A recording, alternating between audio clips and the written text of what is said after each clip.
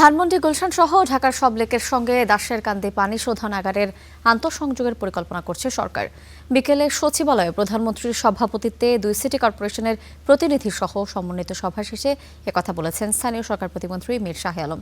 জানিয়েছেন, ঢাকার বস্তিবাসীর জীবনমান উন্নয়নে আবাসন প্রকল্পের পরিকল্পনাও রয়েছে। শহরের সৌন্দর্য ও পরিবেশের ভারসাম্য রক্ষায় ধানমন্ডি ও গুলশান লেক তৈরি করা হলেও ঘটেছে উল্টোটা। একদিকে ময়লা আবর্জনার ভাগাড়ে পানি ও পরিবেশ দূষণ হচ্ছে, অন্যদিকে দুর্গন্ধ বিরক্তির কারণ আশপাশের বাসিন্দাদের।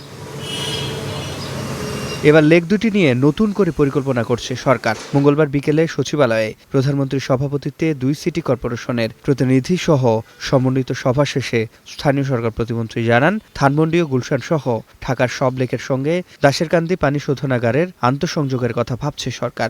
পানিটাকে কিভাবে দূষিত মুক্ত করা যায়, কিভাবে লেকটাকে আরও ব্যবহার উপযোগী করা যায়, এটার জন্য একটা জরিপ হবে এবং জরিপ হওয়ার পরে তারপরে এটা নিয়ে কি ব্যবস্থা নেওয়া যায় সেটার উপরে পরে পরিকল্পনা করা হবে। দাশেরকান্দি হয়ে এই লেকগুলি হয়ে আবার পানি রিসাইকেলিং যাতে হয় এ ব্যাপারে একটা প্রস্তাবনা চাইনিজ একটি কোম্পানি দিয়েছে।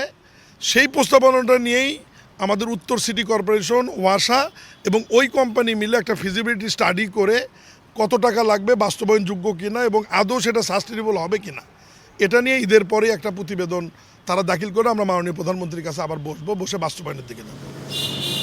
ঢাকার বস্তিবাসীর জীবনমান উন্নয়নে আলাদা আবাসন প্রকল্পের পরিকল্পনা রয়েছে বলেও জানান প্রতিমন্ত্রী।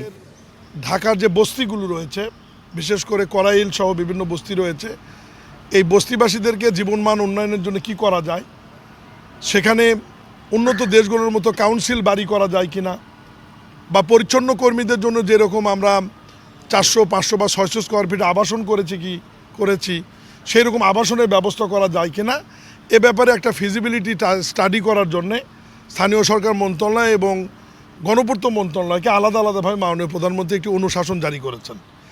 এছাড়া বর্জ্য ব্যবস্থাপনা নিয়ে একটি মাঠ পর্যায়ের জরিপ করবে ২ সিটি কর্পোরেশন। সিফাত শাহরিয়ার, স্টার নিউজ, ঢাকা।